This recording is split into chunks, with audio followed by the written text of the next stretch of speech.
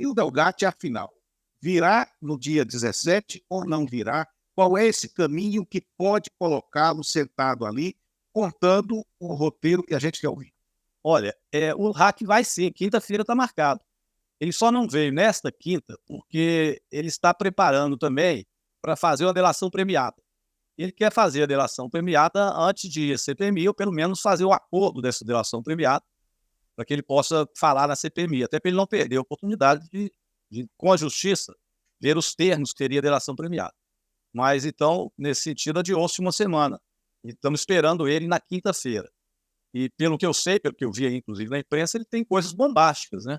Nessa relação que ele teve aí nesse período com a Carla Zambelli, deputada Carla Zambelli, e posteriormente com o próprio Jair Bolsonaro, e ligações perigosíssimas, onde até mesmo hipótese foi levantada pelo Jair Bolsonaro de que poderia haver uma invasão das urnas eletrônicas. O Jair Bolsonaro especulou sobre isso com o hack, e ele quer contar isso na CPMI. Então isso é gravíssimo, né?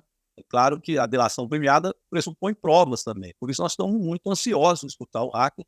Eu acho que vai ser a tampa de caixão do Bolsonaro, viu? E quiçá do bolsonarismo, porque é muito grave o que foi feito. E a cada dia agora na CPMI é uma novidade, né? Todo dia. Exatamente. O Delgatti, pelo que a gente sabe, do que ele tem falado, que ele estaria negociando, o Lula acabou de falar aqui muita coisa, parece que ele vai colocar no centro da confusão a cúpula militar do governo Bolsonaro. O ministro da Defesa falou com ele teria feito relatório para os militares, ele foi para o Planalto e teve com outros ministros militares. Eduardo Ramos. Como é que vai ser na CPI? Quer dizer, o passo seguinte, vocês vão chamar generais para depor, vocês vão investigar, porque a grande ansiedade de boa parte do nosso público é essa. Será que os militares vão ser punidos, assim como os civis, pela tentativa de golpe? Olha, o general Paulo Sérgio, que foi o ministro da Defesa, não escapole de ir à CPMI. Já fiz requerimento, por pouco nós não aprovávamos. Na última reunião que teve aprovação de requerimento, por pouco não foi aprovado. Mas como estava muito polêmico, quais os nomes que iriam, inclusive do hack, nós acabamos fazendo um acordo e provamos poucos nomes para depor, mas incluímos o do hack.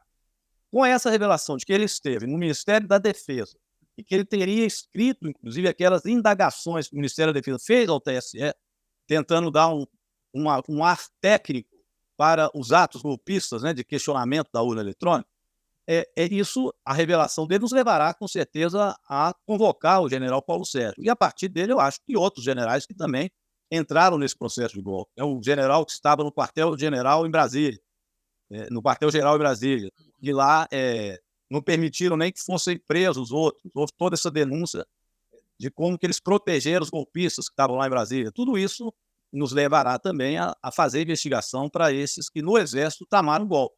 Como é o caso do Mauro Cid, que já foi lá, o coronel Lawande, que já foi lá. Eu acho que tem general que vai ter que marcar presença na CPMI. É muito e-mail. A gente fica perdido em tanto e-mail. Então, chegou na caixa da lixeira deles, que eles não apagaram, tinha lá uns 17 mil e-mails. Então, nós ainda estamos olhando isso. É possível que tenha e-mail lá com o Delgatti, que tem e-mail de quanto é tipo. Tem e-mail, por exemplo, que o Bolsonaro não vacinou. Ele foi viajar lá para Nova York e dentro da programação e do nome dos que iam viajar, estava lá que ele nunca vacinou, estava sem vacina. Mas na data ele já tinha mandado falsificar o cartão de vacina. Então tem de tudo lá. Tem de tudo. Tem cada coisa esquisitíssima dentro desses e-mails. Então deve ter e-mail com hacker também. Pode ser comentando, né? Conta para nós, deputado, se já está no começo, se ainda está no começo, porque nós estamos espantados com esse manancial de denúncias, informações que estão transpirando pelos e-mails, por mensagem de celular, e tudo isso que está chegando agora na mão da CPI, e a CPI agora que está começando a ver. Eu só tenho uma ideia se nós estamos no começo, no meio, ou já no fim desse processo de examinar isso aí, se vem muita coisa pela frente, o Brasil está doido para saber. Eu acho que nós estamos no início, por incrível que pareça, mas nós já temos elemento para iniciar o Bolsonaro, né? Aham. Para mim já tem isso. Agora imagina, Helena, o que a Polícia Federal e o Supremo Tribunal Federal já têm. Eles têm muito mais do que a gente. E, por exemplo, o que está em diligência, o Supremo não nos mandou ainda. Nós não temos material nenhum que veio do Supremo, viu, Lu? Isso é uma coisinha, né? O Supremo não fez nada. Só o que nós pedimos para quebrar de sigilo de e-mail que veio para a gente. O Supremo deve ter muito mais. Então, se o pessoal vai lá, ou fala mentira na CPMI, no outro dia desmascarado é preso. Porque ele vai a lupa em cima deles, a Polícia Federal já tem um monte de elementos, vai em cima e deu prisão, né, agora do Silvinei. Vai voltar para a cadeia daqui a pouco o Anderson. Também mentiu, falou muita mentira. O Silvinei fazia o que o Anderson mandava, que por sua vez fazia o que o Bolsonaro mandava.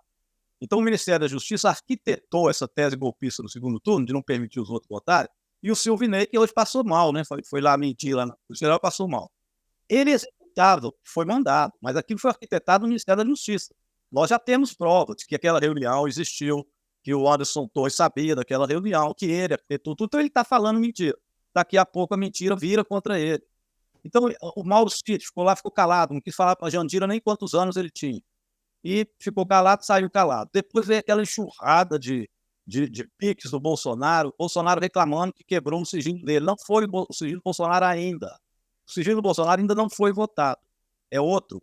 Nós tentamos votar semana passada, o presidente Arthur Maia, eu fiz a questão de ordem para colocar em votação, ele disse que ainda não via elementos que levassem à quebra de sigilo, do ponto de vista da ligação da quebra de sigilo com os fatos do 8 de janeiro.